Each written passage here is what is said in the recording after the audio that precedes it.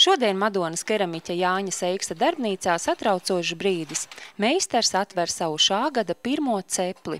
Keramiķis lēš, ka 40 gadu laikā gatavoti vairāk nekā 150 cepļu, no kuriem tūkstošiem rokām darinātu māla šķīvju, vāžu un podu aizgājis visā plašajā pasaulē. Tas ir radošs process, vienmēr nevar zināt, ko uguns sastrādājusi. Tagad redzēsim, atvērsim, tad redzēsim, vai ne? Noņemsim pa priekšu lauskas, jā. Pēc tam redzēsim jau darbus, vai ir izdeguši, vai pa maz temperatūra. Vārds sakot, te jau visādus brīnumus kādreiz nostrādā krāsnīte, to nevar zināt. Keramiķa veiksme sākas brīdī, kad ziemas mēnešos darinātos traukus pa vienam uzmanīgi iekārto dziļajā ceplī. Jau tad ir jāzina, kā tie izturēs degšanas procesu un kāda izskatīsies izceļot laukā.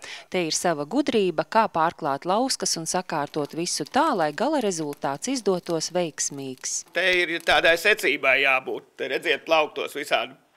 Podi tādi lieli un katrā podā jāpiemēro savs veidojums. Cepļa iekārtošana aizņem 2 dienas un tad meistars sāk krāsnes kurināšanu.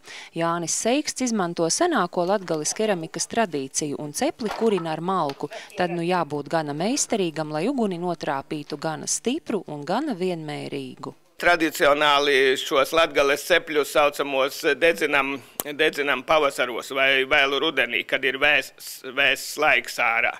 Jo karstā laikā ļoti grūti viņus dedzināt. Šoreiz kurināšana aizņēmuši 14 stundas un tad nāk pāris dienas krāsnes atdzišanai. Agrāk cepļa atvēršana tika svinēta ar vērienu, taču tagad meistars to dara divatā plecu pie pleca ar savu tuvāko palīgu Tiju. Tad var labāk izanalizēt, kas izdevies. Tagad jau kā gadi nāk, vecāks paliek, klusumu gribas vairāk. Un tā paskatīties, atvērt krāsni, tā klusu pavērtēt pašam, ja, kad neviens nerauno rokām ārā, teiksim, ja. Man tā patīk. Tas ir ļoti pacietīgs un darba ietilpīgs darbs no rīta līdz vakaram un dienā.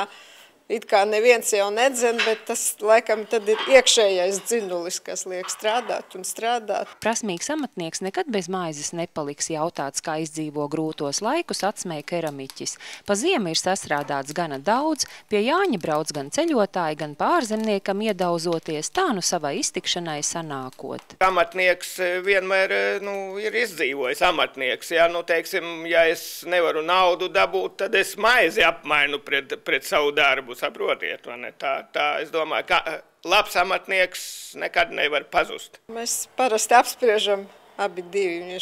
Katru darbu viņš parāda. Ja kaut kas ir tāds jauns, kāds radošais meklējums ir tapis, tad, protams, man pirmajā parāda, tad mēs abi divi apspriežam. Tikmēr brūni, zaļi, dzelteni un koši zili keramikas trauki kulst rindās, tiek likti lielos grozos, lai dotos tālāk pasaulē, pie ļaudīm, kam tie radīti.